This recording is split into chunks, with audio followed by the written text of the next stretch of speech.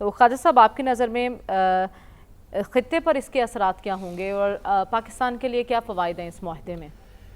دیکھیں جی، سب سے پہلے تو میں اس انتہائی پرمسرت لمحے کو اس طرح کہوں گا کہ اس کی گھن گرج اور طوفانی گونج جو ہے وہ انڈیا سے لے کے اسرائیل تک سنی گئی ہے اور وہاں پہ خاصی پریشانی رہی ہے، اور اسی لحاظ سے کہ ہم 2 ہولی ماسکس حرمین شریفین کا اس کی حفاظت پہ پاکستانی مامور ہیں اور سعودی عرب کی حفاظت کے لیے، تو اس کی جو خوشخبری ہے، اس خوشخبری کے جو مستحق ہیں ان سپر ہیروز کو سب سے پہلے میں مینشن کرنا آتا ہوں۔ اچھا، ہمارا میڈیا تو چل پڑتا ہے نا کہ وہ اسٹیٹس مین وہ یہ ہے، اصول کی بات کریں، حق کی۔ سب سے پہلے میں سلام پیش کروں گا ہمارے ایٹمی سائنسدانوں کو اور ٹیکنیشینز کو، ریکیو خان کو، جس نے ہمارا دفاع ناقابل تسخیر بنایا۔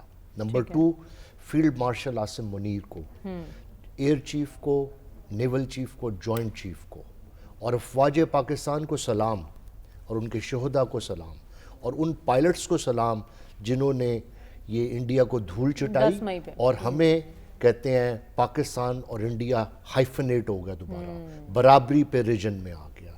نمبر 3 پہ سب سے زیادہ مبارکباد کے اور سلام کے حق ہیں پاکستانی عوام۔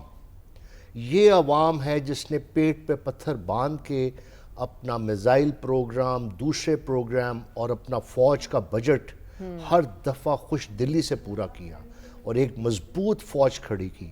تو سلام ہے پاکستان کی 250 ملین لوگوں کو۔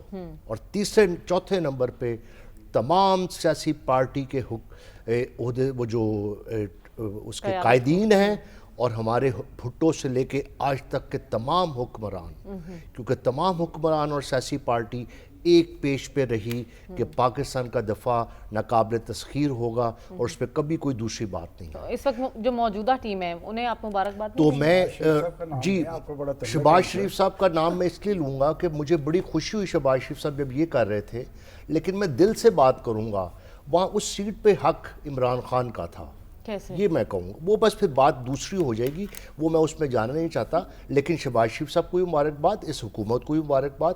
لیکن جب حق کی بات کرنی ہے تو حق کی بات کرنی ہے۔ کاش وہ انہوں نے یہ سیٹ ارن کی ہوتی، شاید ان کے دل میں بھی یہ ہوگا، میں ان کو بہت اچھی طرح جانتا ہوں، ان کے دل میں بھی یہ خلش ہوگی کہ وہ لیجٹمیسی نہیں تھی ان کے پاس جو جس کی ضرورت تھی۔ اینی وے، یہ خوشی کا لمحہ ہے، ہمیں ان باتوں میں نہیں جانا چاہیے۔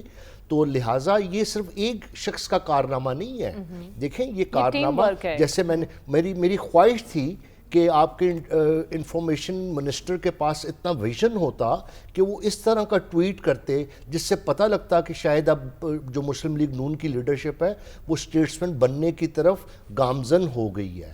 یہ ہر وقت اپنے سر پہ تاج سنبھال لینا مناسب نہیں ہوتا۔ خیر، اب آگے چلتے ہیں۔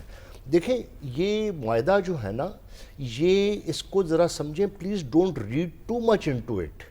اس سے پاکستان کا نقصان بھی ہو رہا ہے۔ کیسے؟ میں اس کی ڈیٹیلز میں نہیں جاؤں گا۔ دیکھیں بات یہ ہے کہ یہ ہمارا 1969 سے ہم ٹروپس بھیج رہے ہیں۔ We have been a military man power provider to Saudi Arabia since 1969 میں۔ سب سے پہلے یمن کے ٹائم پہ جب وہاں پہ پرابلم ہوئی تو ہم نے اپنے ٹروپس بھیجے، پھر 1979 میں ہم نے ٹروپس بھیجے جب ہولی ماسک پہ اللہ رحم کرے وہاں پہ اٹیک ہو گیا تھا۔ تیسرے نمبر پہ ہم نے 82 میں ضیاء الحق صاحب کے دور میں باقاعدہ طور پہ 15,000 ٹروپس گئے، اور پھر 1990 میں گئے۔ جارڈن میں ہم نے جس کو وہ بلیک سپٹمبر اپرائزنگ کہتی ہے، اس وقت بھی ہم نے اپنے ٹروپس بھیجے۔ اس کے بعد UAE میں ہمارے پائلٹس ٹریننگ دیتے رہے ہیں۔ تو یہ ہم کام پہلے کرتے رہے ہیں، لیکن یہ بہت اچھی بات ہوئی کہ اس کو انک کیا گیا ہے آج۔ اور اس کے ساتھ یہ ہوا کہ چونکہ 2 ایونٹس بڑے امپورٹنٹ ہیں، ایک 10 مئی کا جب ہم نے انڈیا کو شکست فاش دی، اور دوسرا ایران پہ اسرائیلی اٹیک، اور پھر دوحہ پہ اٹیک۔ اس سے یہ ہوا کہ ساؤتھ ایشیا اور مڈل ایسٹ میں جو سیکیورٹی کیلکولس تھا وہ بدل گیا. ٹھیک ہے. تو بیلنس آف پاور کی تلاش میں یہ ایک معاہدہ مرج کی ہے, اور یہ دیکھیں یہ ایک اسٹریٹجک میوچل ڈیفنس ایگریمنٹ ہے, یہ پیکٹ یا ٹریٹی نہیں ہے. یہ سمجھ لیں نیٹو الائنس ٹریٹی ہے, وارسا پیکٹ تھا, لہٰذا یہ ذرا فلیکسیبل ہے, اور ڈپلومیٹکلی اس کو فلیکسیبل رکھنا زیادہ اچھا ہے, کیونکہ اس سے زیادہ ڈیٹرنس پرووائڈ ہوتا ہے. ٹھیک ہے, تو آپ کہہ رہے ہیں یہ نیٹو طرز کا نہیں ہے, لیکن اس کے باوجود ہم دیکھ رہے ہیں کہ بھارت اس پر تل ملا اٹھا ہے اور اہل مغرب میں بھی تشویش پائی جاتی ہے. بھارت تو خطے کا چودھری بننے کا خواب دیکھ رہا تھا, لیکن ایک تو 10 مئی اور دوسرا یہ معاہدہ, انہوں نے خواجہ صاحب بھارت کے اس خواب کو چکنا چور کر دیا, اور اگر اس پر مودی کی سیاست کی بات کی جائے تو وہ بھی اب ڈگمگاتی ہوئی ہمیں دکھائی دے رہی ہے. دیکھیں جی, مودی کی سیاست تو اس کے فاشزم کی وجہ سے, اس کے ہیٹ کی وجہ سے, پاکستان اور مسلمانوں کے ہیٹ کی وجہ سے ویسی تباہ ہو چکی ہے. اور جہاں تک یہ اس معاہدے کا تعلق ہے, اور پاکستان کی 10 مئی کی شاندار جیت جو تھی, اس نے نہ صرف ساؤتھ ایشیا میں پاکستان کو انڈیا پہ ایج دیا ہے, بلکہ اب پاکستان کا جو ریجنل پلیئر نہ صرف ساؤتھ ایشیا میں بلکہ مڈل ایسٹ میں بھی ہے.